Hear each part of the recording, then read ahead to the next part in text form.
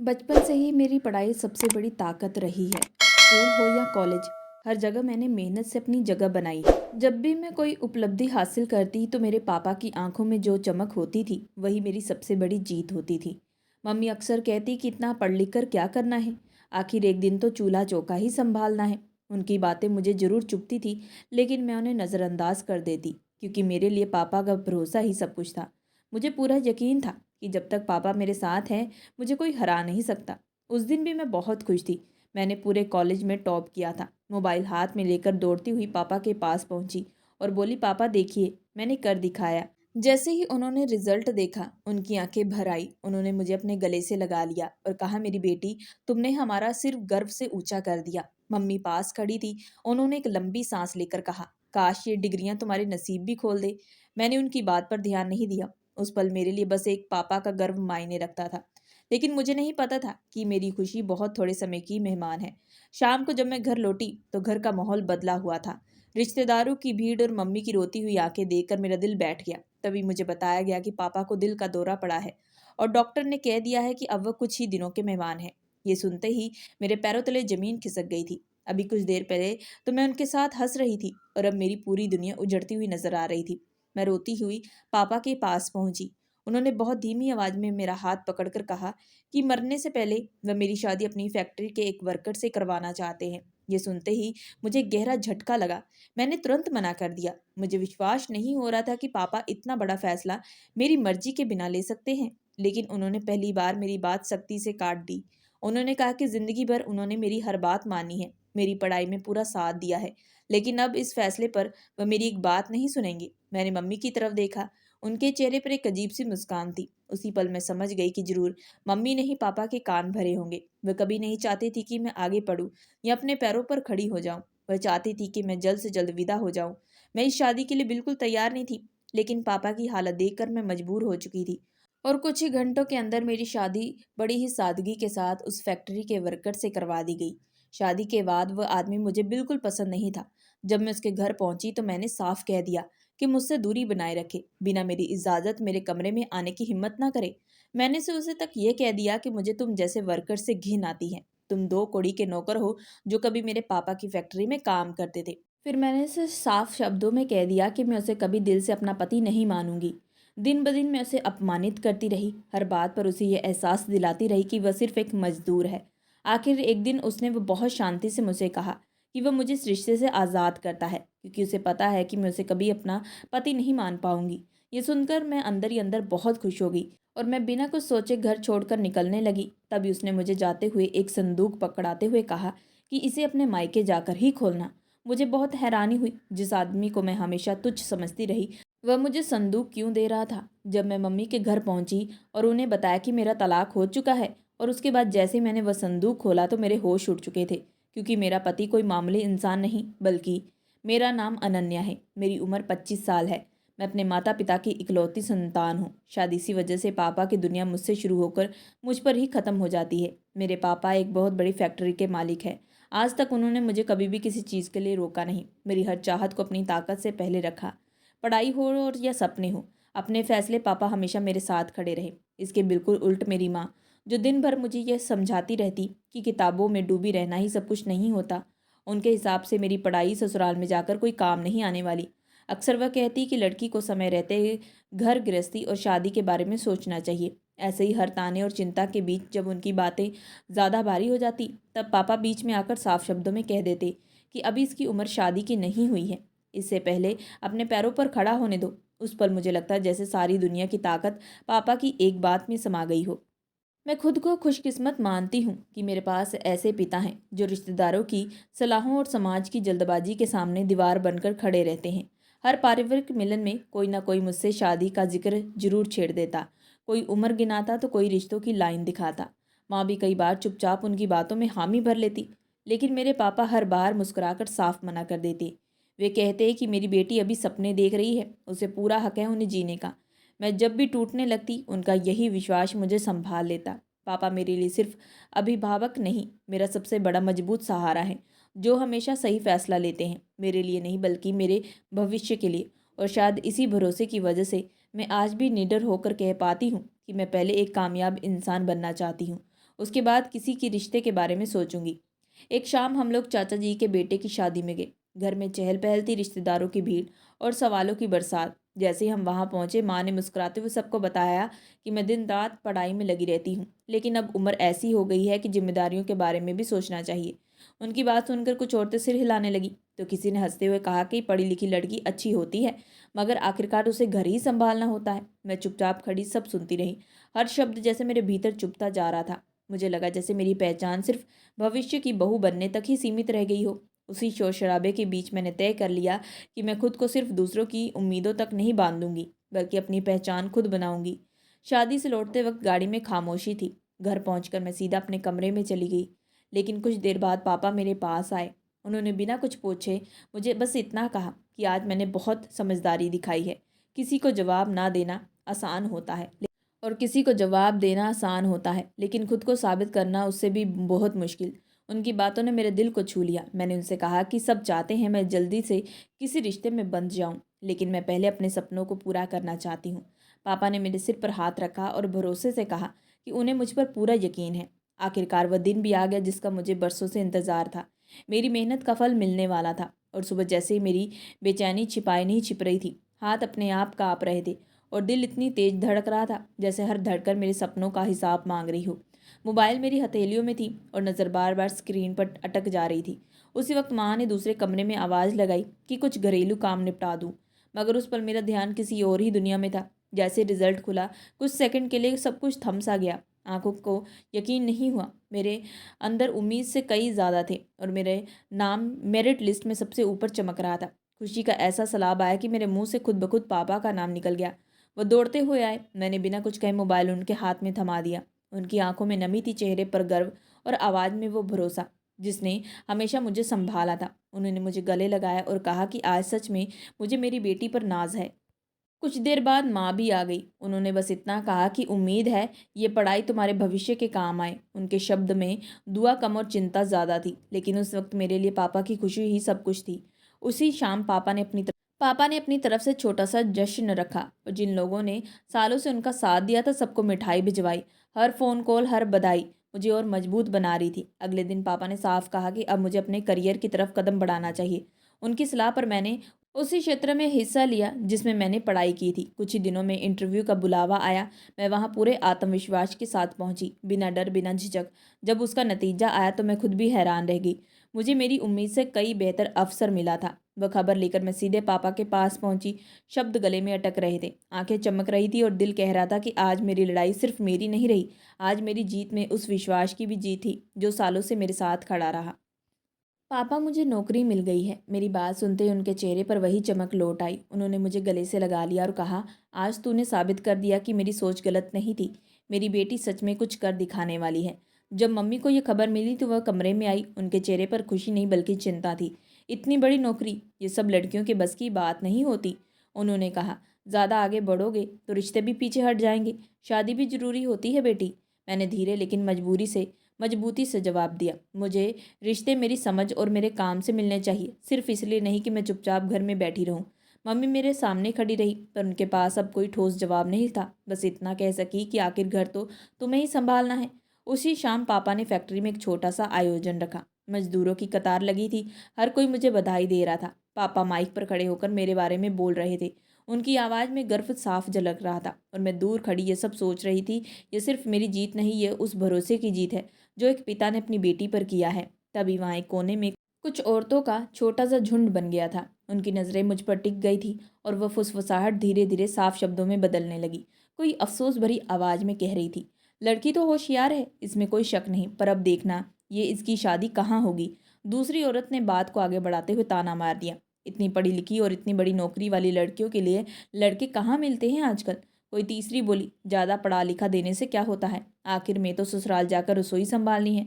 उनकी बातों में सवाल कम और जहर ज़्यादा था। कुछ को मुझ पर तरस आ रहा था तो कुछ को जैसे मेरे आगे बढ़ने से तकलीफ हो रही थी। कोई ये नहीं कह पा रहा था ये गर्व की बात है, एक लड़की अपने दम पर यहाँ तक पहुँची है। सब कुछ बस शादी की कसौटी पर तोला जा रहा था। मम्मी ने सब सुना लेकिन उन्होंने कुछ नहीं कहा। उनके चेहरे की रंगत जरूर बदल गई। मैं पास खड़ी सब महसूस करी थी। उस पल मेरा मन किया कि वहीं खड़ी होकर पूछूं, क्या हर कामयाब लड़की की पहचान आखिर में उसकी शादी से तय होती है। कार्यक्रम खत्म हुआ और लोग अपने अपने घर लौट आए। पापा बेहद खुश थे, जैसे उनकी दुनिया पूरी हो गई हो। मम्मी चुप थी और अपने कमरे में जाकर खिड़की के पास बैठ गई। बाहर अंधेरा घिर रहा था और भीतर एक अजीब सी उदासी। ये समझ में आ गया था कि कामयाबी मिलने के बाद भी सवाल खत्म नहीं होते, बस उनका रंग बदल जाता है। लेकिन उसी खामोशी में मैंने खुद से एक वादा कर लिया, मेरे सपनों का बोझ अब किसी और की सोच नहीं उठाऊंगी।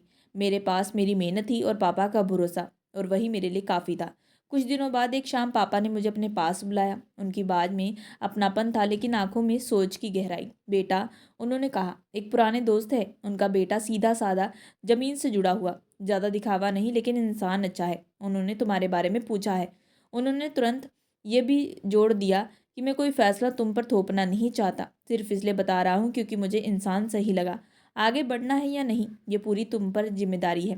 मैं कुछ देर खामोश रही। ये पहली बार था जब किसी रिश्ते की बात डर नहीं बल्कि सोच पैदा कर रही थी।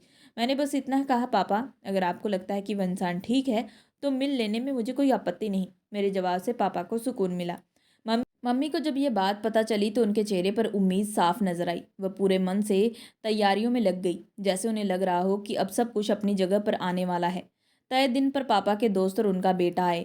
माहौल साधारण था, कोई दिखावा नहीं। लड़का कम बोलने वाला था, लेकिन उसकी आंखों में बनावट नहीं थी। उसने मुझसे सीधी नज़र से बात की, बिना किसी ऊंच नीच या सवाल जवाब के। उसके जाने के बाद पापा ने मुझसे पूछा, तुम्हें कैसा लगा? मैंने ईमानदारी से कहा, वह इंसान सच्चा लगा पापा, बाकी वक्त बताएगा। पापा मुस्कुरा दिए, शायद उन्हें भी वही जवाब चाहिए था। मम्मी ने पहली बार ताना दिए कहा, अगर इंसान अच्छा है तो बाकी बातें अपने आप सुलझ जाती है। उनके शब्द छोटे थे, लेकिन मेरे लिए बहुत बड़े।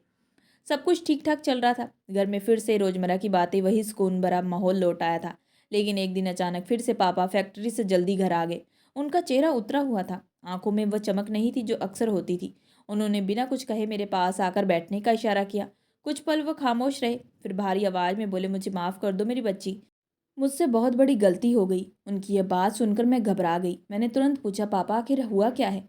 उन्होंने गहरी सांस ली और कहा, जिस लड़के को मैंने तुम्हारे लिए सोचा था वह तुम्हारे लायक नहीं है। दोस्ती अलग बात होती है, लेकिन बेटी की ज़िंदगी का फैसला मैं सिर्फ भरोसे पर नहीं कर सकता था। फिर उन्होंने जो बताया उसने मुझे अंदर तक हिला दिया। उन्होंने कहा कि अपनी तसल्ली के लिए जब उन्होंने लड़के के बारे में खुद जानकारी जुटाई तो सच कुछ और ही निकला। पढ़ा लिखा होना सब कुछ नहीं होता बेटा, पापा बोले। उसकी आदतें ठीक नहीं हैं। देर रात तक वह पार्टियां, शराब और रिश्तों को मजाक समझना, ये सब उसकी सोच का हिस्सा है। बाहर से वह भला लगता है, लेकिन अंदर से नहीं। उनकी आंखें भर आईं। अलग अगर गलती से भी तुम्हारी शादी ऐसे इंसान से हो जाती तो मैं खुद को कभी माफ़ नहीं कर पाता, उन्होंने कहा। मैंने उनकी बात सुनकर राहत की सांस ली, जैसे किसी अनजाने खतरे से बच गई हूँ। उस पल मुझे यकीन हो गया कि पापा मेरी ज़िंदगी के फैसले भावनाओं से नहीं, समझ और जिम्मेदारी से लेते हैं। इन फैसले के बाद वह रिश्ता वहीं ख़त्म हो गया। मम्मी को कुछ देर तक अफसोस रहा। उन्होंने वही पुरानी चिंता दोहराई, आजकल इतनी पढ़ी लिखी और बड़ी नौकरी वाली लड़की के लिए सही रिश्ता मिलना आसान नहीं होता। इस पर पापा ने पहली बार सख्त लहजे में कहा, मैं अपनी बेटी को किसी भी हाल में गलत इंसान के हाथों में नहीं सौंपूंगा, चाहे इंतज़ार बेशक कितना भी लंबा क्यों ना करना पड़े। उन्हीं दिनों फैक्ट्री में एक नया लड़का काम पर आया। उसका नाम था मोहन। दुबला पतला सा, ज़्यादा बोलता नहीं था, लेकिन उसकी आंखों में अजीब सी सच्चाई झलकती थी। वह काम को बोझ नहीं, जिम्मेदारी समझकर करता था। एक दिन फैक्ट्री में एक मजदूर अचानक बेहोश हो गया। सब घबरा गए, लेकिन मोहन ने बिना वक्त गवाए उसे उठाया और खुद जेब से पैसे निकालकर अस्पताल में भर्ती करवाया। जब पापा को ये बात पता चली तो उन्होंने पहली बार उस लड़के को गौर से देखा। ऐसे लोग दिखावे में नहीं, कर्म से बड़े होते हैं, पापा ने धीरे से कहा। कुछ दिनों बाद पापा ने मुझे फैक्ट्री बुलाया, मोहन से मिलवाया और पूछा, तुम्हें ये लड़का कैसे लगा? मैं थोड़ी हैरान हो गई और बोली, पापा वो तो बस एक वर्कर है, शांत सीधा सादा। पापा मुस्कुराए और बोले, कभी कभी सबसे मजबूत लोग वही होते हैं जो कम बोलते हैं। फिर उन्होंने बताया कि उन्होंने मोहन को फैक्ट्री के पैसों की लेन देन की जिम्मेदारी सौंप दी है। मैं चौंक गई, इतनी बड़ी जिम्मेदारी? पापा ने पूरे भरोसे से कहा, ईमानदारी सबसे बड़ी योग्यता होती है और उसमें यह लड़का बहुत अमीर है। उसी शाम घर लौटने पर मम्मी ने बताया कि उनकी सहेली अपने बेटे का रिश्ता लेकर आने वाली है। मैं कुछ नहीं बोली, दिल के भीतर एक अजीब सी खामोशी गूंजती रही। अगले दिन वो आंटी अपने बेटे के साथ आई। मम्मी बहुत खुश थी, लेकिन मेरे भीतर सवाल चल रहे थे, क्या हर बार रिश्ता सिर्फ दिखावे और रुतबे से ही तोला जाएगा? खैर, एक बार फिर से मुझे सिर पर दुपट्टा ओढ़कर ड्राइंग रूम में बिठा दिया गया। सामने सोफे पर कुछ अनजान चेहरे थे, जिनकी नज़रें मुझसे ज़्यादा मेरे पहनावे, उठने बैठने और खामोशी को तोल रही थी। मम्मी हल्की सी घबराहट में इधर उधर चाय पानी संभाल रही थी। तभी लड़का जो अभी अभी अंदर आया था, कुर्सी पर ऐसे बैठा जैसे कोई एहसान करने आया हो। उसकी चाल में अकड़ थी, चेहरे पर बनावटी मुस्कान और आंखों में अजीब सा घमंड। बात शुरू होते ही उसने अपनी छान दिखानी शुरू कर दी। मेरी सोच थोड़ी अलग है, उसने बिना झिझक के कहा। शादी के बाद मेरी पत्नी को ज़्यादा बाहर जाने की जरूरत नहीं होगी। पढ़ाई लिखाई अब काफ़ी हो चुकी है, घर और इज्जत संभालना ज़्यादा जरूरी है। वह ऐसे बोल रहा था जैसे ही कोई फैसला सुना रहा हो, सलाह नहीं दे रहा हूँ। और हाँ, उसने आगे बोला, जो मैं कहूँ वही सही होगा। मेरी बीवी को मेरी मर्जी से ही चलना पड़ेगा। उस पल कमरे में अजीब सी चुप्पी छा गई। रिश्ता अभी तय हुआ भी नहीं और वह मुझे पहले ही पैरों तले कुचलने की कोशिश कर रहा था। तभी पापा की कुर्सी खिसकने की आवाज़ आई। उन्होंने बिना शांत लेकिन कठोर आवाज़ में कहा, बस अब और नहीं। उन्होंने उस लड़के की ओर देखकर साफ शब्दों में कहा, मेरी बेटी कोई सामान नहीं है जिसे नियमों की लिस्ट पकड़ाकर सौंप दिया जाए। आप यहाँ से अब जा सकते हैं। मम्मी कुछ बोलना चाहती थी, लेकिन पापा का फैसला अंतिम था। दरवाज़ा बंद होते ही उन्होंने मेरी ओर देखा और कहा, बेटी, जो इंसान शादी से पहले तुम्हें छोटा समझे, वह शादी के बाद तुम्हें कभी खुश नहीं रख सकता। उस दिन मुझे फिर यकीन हो गया कि पापा सिर्फ मेरे पिता नहीं, मेरी ढाल भी हैं। दिन बीतते गए, मैं अब और ज़्यादा समय फैक्ट्री के केबिन में बिताने लगी। वहाँ बैठकर पापा के कारोबार की बारीकियां समझती, फाइलें देखती और हिसाब किताब भी संभालती। उसी दौरान एक दोपहर अचानक फैक्ट्री में खबर आई कि पापा की तबीयत बिगड़ गई है। वह साइड पर गए थे और वहीं अचानक चक्कर खाकर बैठ गए। मेरे हाथ से फाइल छूट गई, दिमाग सुन पड़ गया। कुछ समझ में नहीं आ रहा था कि क्या करूं। दिल इतनी जोर से धड़क रहा था कि जैसे बाहर ही निकल आएगा। उसी घबराहट में मैंने पापा का फ़ोन उठाया और हाल में ही सेव किए नंबर पर कॉल मिलाया। फ़ोन उठा। जी, मैं बोल रहा हूँ। आवाज़ में सादगी थी, घबराहट नहीं। मैंने टूटी आवाज़ में कहा कि मोहन, पापा की तबीयत अचानक ख़राब हो गई है। मैं फैक्ट्री में हूँ, मुझे समझ में नहीं आ रहा। एक पल भी देरी नहीं हुई। मोहन ने कहा, आप चिंता मत कीजिए, मैं अभी पहुंच रहा हूं, आप हिम्मत रखिए। फ़ोन करते ही मैं कुर्सी पर बैठ गई। पहली बार मुझे महसूस हुआ कि ज़िंदगी में कुछ लोग बिना रिश्ते के भी अपने लगने लगते हैं। बाहर मशीनों की आवाज़ें चल रही थी, लेकिन मेरे अंदर सब कुछ थम सा गया था। मुझे बस यही दुआ याद आ रही थी कि पापा ठीक हो जाए, बाकी सब बाद में। लेकिन किस्मत को एक बार फिर से कुछ और ही मंजूर था। अस्पताल पहुंचते ही डॉक्टर ने बिना वक्त गवाए उन्हें स्ट्रेचर पर लिटाया और सीधे इमरजेंसी वार्ड में ले गए। सफ़ेद रोशनी, भागते कदम और मशीनों की आवाज़, सब कुछ मेरी समझ से बाहर हो रहा था। कुछ ही देर में डॉक्टर बाहर आए और गंभीर लहजे में बोले कि इन्हें दिल से जुड़ी बड़ी परेशानी हुई है और तुरंत इलाज शुरू करना पड़ेगा। उनकी बात सुनते ही मेरे पैरों तले ज़मीन खिसक गई। मैं हाथ जोड़कर बस इतना कह पाई, प्लीज़ मेरे पापा को बचा लीजिए। उनके बिना मैं कुछ भी नहीं हूँ। उस समय मेरे पास सिर्फ वो बैठा था, चुपचाप, बिना सवाल किए। वह बार बार बाहर जाकर कभी पानी ले आता, कभी नर्स से हाल पूछता था। उसने मम्मी के लिए कुर्सी खींच दी, मेरे हाथ में पानी का गिलास थमा दिया। न उसने खुद को जताया, ना कोई बड़ी बात कही, लेकिन उसकी मौजूदगी मुझे संभालते हुए थी। पहली बार मुझे लगा कि खामोशी भी सहारा बन सकती है। कुछ देर बाद डॉक्टर ने बताया कि इलाज सफल रहा, लेकिन अभी खतरा पूरी तरह टला नहीं है। उन्हें कुछ दिन अस्पताल में ही रखना होगा। पूरा आराम बेहद ज़रूरी है। थोड़ी देर बाद मुझे उन्हें देखने की इजाज़त मिली। कमरे में गई तो वो आंखें बंद किए लेटे थे। चेहरे चेहरे पर थकान थी, लेकिन सांस धीरे चल रही थी। मैं उनके पास बैठ गई, उनका हाथ अपने हाथ में लिया और धीरे से बोली, पापा, आप जल्दी ठीक हो जाएं। अभी बहुत बाकी है और भी बहुत कुछ मैंने अपनी ज़िंदगी में करना है। मेरी आवाज़ सुनकर उनकी पलकों में हलचल हुई। आंखें धीरे धीरे खुली। उन्होंने मुझे देखा और होठों पर हल्की सी मुस्कान लाने की कोशिश की। आंखों से आंसू बह निकले। बहुत धीमी आवाज़ में बोले, बेटा, शायद मैं ज़्यादा मजबूत नहीं रहा। मैंने तुरंत उनका हाथ कसकर पकड़ लिया। ऐसा कुछ नहीं है पापा, आप यहीं रहेंगे हमारे साथ। हमें आप पर पूरा भरोसा है। वह कुछ नहीं बोले, बस मुझे देखते रहे। उनकी आंखों में शब्द नहीं थे, लेकिन भाव बहुत थे, ममता, गर्व और आशीर्वाद। मैं खुद को संभालते हुए कमरे से बाहर आ गई। वेटिंग एरिया में वही शांति थी, वही बेचैनी।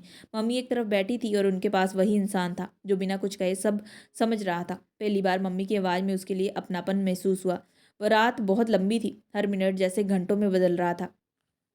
अगले कुछ दिनों में पापा की हालत थोड़ी संभली, लेकिन डॉक्टर ने साफ कह दिया कि अब उन्हें बहुत संभल कर रहना होगा। जरा सी लापरवाही उनके लिए जानलेवा हो सकती है। वह कमरे में शांत लेटे रहे और मम्मी अक्सर चुपचाप एक कोने में बैठी रोती रहती। मैं उनके पास बैठकर उनका चेहरा देखती रहती। वही चेहरा जो कभी हिम्मत और फैसले की मिसाल था, आज थका हुआ लग रहा था। एक शाम उन्होंने मुझे इशारे से अपने पास बुलाया। उनकी आवाज़ बहुत कमज़ोर थी, लेकिन बहुत भारी। अनन्या, उन्होंने कहा, मेरी एक इच्छा है। मैंने झुककर उनकी बात सुनी। मैं चाहता हूँ कि तुम्हारी शादी हो जाए। उनके शब्द मेरे दिल में गूंज गए। कमरे में खामोशी छा गई और मेरी दुनिया जैसे एक पल के लिए थम गई। पापा ने मेरी हथेली को थामते हुए बहुत धीमी लेकिन ठहरी हुई आवाज़ में कहा, बेटी, मेरी ज़िंदगी का सबसे बड़ा डर यही है कि कहीं मैं तुम्हें गलत इंसान के भरोसे न छोड़ दूँ। जो भी अब मैं फैसला करूँगा, पूरी समझ और जिम्मेदारी से करूँगा। उनकी बातों से ज़्यादा मुझे उनके चेहरे की थकान डरा रही थी। ऐसे लग रहा था जैसे वह समय से लड़ते लड़ते अब थोड़ा हारने लगे हैं। तभी कमरे में किसी के कदमों की आहट आई और मोहन अंदर आया और एक तरफ खामोशी से खड़ा हो गया। पापा ने उसे देखा और बेहद हल्की आवाज़ में पुकारा, मोहन इधर आओ। वो थोड़ा चौंका, फिर धीरे से पास आया। बेटा, पापा बोले, आज मैं तुमसे एक ऐसी बात करना चाहता हूँ जो मेरे दिल के बहुत करीब है। कमरे में कुछ देर के लिए सन्नाटा और गहरा हो गया। पापा ने बिना घुमाए फिराए कहा, मैं चाहता हूँ कि तुम मेरी बेटी की जिंदगी का साथी बनो। वो पल जैसे हवा में ठहर गया। उस लड़के का चेहरा उतर गया, आंखों में घबराहट साफ झलकने लगी। वह कुछ कहने ही वाला था कि पापा ने इशारे से उसे रोक दिया। अगर तुम्हें यह मंजूर ना हो तो मुझे कोई शिकायत नहीं होगी। रिश्ते मजबूरी से नहीं निभाए जाते। उसने नजरें झुका ली। कुछ सेकंड की खामोशी के बाद बोला, सर, मैं खुद को इस लायक नहीं समझता। मैं साधारण इंसान हूँ और आपकी बेटी बहुत आगे की सोच रखती है। पापा की आंखें नम हो गई। उन्होंने कहा कि मैंने तुम्हें ओहदे से नहीं, तुम्हारे कर्मों से पहचाना है। मुझे ऐसे इंसान की तलाश थी जो मेरी बेटी का सम्मान करे और उसके साथ ईमानदार रहे। मैं सब कुछ चुपचाप सुन रही थी। दिल तेज धड़क रहा था। कुछ पल बाद उसने सिर झुका दिया और कहा, अगर ये फैसला आपका है तो मुझे कोई आपत्ति नहीं। मम्मी ने मेरी ओर देखा। मेरी आंखों में आंसू थे, लेकिन दिल में अजीब सा सुकून उतर आया था। मैंने भी सिर हिलाकर कहा, पापा, मुझे आपका फैसला स्वीकार है। बिना किसी शोर शराबे के हम मंदिर पहुंचे। पापा की तबीयत अभी भी कमज़ोर थी, फिर भी वहाँ मौजूद रहना चाहते थे। उन्होंने कहा था कि ये पल वह अपनी आंखों से देखना चाहते हैं। सादगी से विवाह की रस्में हुई। न ढोल था न भीड़, सब कुछ लोग और ढेर सारी भावनाएं। वह मेरे पास थोड़ी दूर बैठा था, आंखें झुकी हुई थी, जैसे वो खुद भी इस अचानक बदली जिंदगी पर यकीन नहीं कर पा रहा था। मैंने पापा की ओर देखा। उनकी आंखों में चमक थी, वही चमक जो किसी अधूरे काम के पूरे होने पर आती है। विवाह के बाद पापा ने मम्मी से कहा, मिठाई बांटो, आज खुशी का दिन है। मम्मी ने जल्दी से सबके लिए मिठाई मंगवाई। कुछ रिश्तेदार हैरानी में थे, कुछ सवाल में उलझे थे, लेकिन पापा के चेहरे पर संतोष था और वही मेरे लिए सबसे बड़ा जवाब था। उस दिन मैंने समझा कि रिश्ते समाज की मजबूरी से नहीं बल्कि सच्चाई से बनते हैं। ये एक पिता का भरोसा था, वह भरोसा जो उसने अपनी बेटी के लिए जिंदगी की आखिरी दहलीज पर खड़े होकर किया। उसी भरोसे ने मेरी किस्मत की दिशा तय की थी।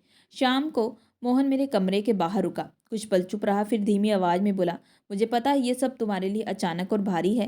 मैं सिर्फ इतना कह सकता हूँ कि मैं तुम्हें कभी अकेला महसूस नहीं होने दूंगा। मैंने उसकी ओर देखा नहीं, बस आंखें झुका ली, लेकिन दिल में किसी कोने में सख्ती एक परत धीरे धीरे पिघलने लगी। शादी यह रिश्ता सिर्फ एक नाम का नहीं था, बल्कि मेरे पिता की आखिरी दुआ थी जो मेरे सिर पर छत बनकर तनी हुई थी। फिर वह दिन आया जब सब कुछ बदल गया। ऐसा लगा जैसे किसी ने मेरे भीतर से मेरी पूरी ताकत निकाली हो। जिन आंखों में मेरे लिए सपने सजते थे वह हमेशा के लिए बंद हो चुके थे। जिन हाथों से मुझे आशीर्वाद मिलता था वह अब निशब्द हो गए थे। अस्पताल की दीवारों ने मेरे और मम्मी के रोने की आवाज़ को अपने भीतर कैद कर लिया था। मेरा दुख शब्दों में नहीं ढाल पा रहा था, बस खामोश आंसुओं में बहे जा रहा था। वह कुछ दूरी पर खड़ा था, सिर झुका हुआ, जैसे खुद को भीड़ से छुपा रहा हो। शायद उसे समझ में नहीं आ रहा था कि इस दुख में उसका स्थान कहाँ है। जब हम घर लौटे तो सन्नाटा हर कोने में फैल चुका था। पापा का कमरा वैसा ही था, उनका बिस्तर, उनका चश्मा रखने की जगह, मेज पर खुली हुई वही किताब। मैं कई बार दरवाजे तक गई, लेकिन अंदर जाने की हिम्मत नहीं हुई। दिल मानने को तैयार नहीं था कि अब वह लौट कर नहीं आएगा। अंतिम संस्कार के दिन घर लोगों से भर गया था। कोई आंसू पोंछ रहा था, कोई ढांस बजा रहा था। औरतें सिर ढक कर रो रही थी। मम्मी बिना रुके सब कुछ संभाल रही थी। आंखें सूजी हुई थी, लेकिन चेहरे पर अजीब सा संयम था। शायद अपने टूटने को छुपाने का यही उनका तरीका था। जो भी आता मुझे देखता और अफसोस जताता।